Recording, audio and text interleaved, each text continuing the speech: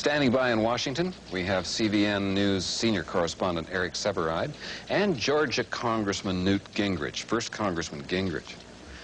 There's been a lot of controversy, Congressman, as to whether the rapid deployment force was an appropriate response to this turmoil in the Middle East. What's your view?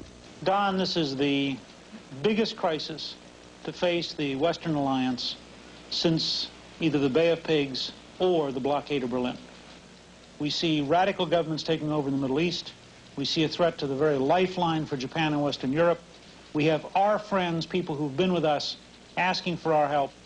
And I think that we in America have to make the decision. If we're going to remain a world power, if we're going to hold together the Western Alliance, we have to be capable of staying in places that are in trouble in order to preserve that alliance when it's under pressure.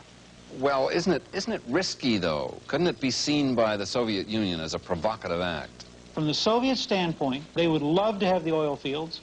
There is a 200 or 300 year history of the Russians back through the Tsars trying to seize this part of the world. For 2 centuries, the British stopped them. We're now in the unenviable but real position that it's either the Americans there protecting freedom and helping the Western Europeans and the Japanese and keeping the free world alive, or, in fact, the Soviets will take the fields. Congressman Gingrich, thanks very much.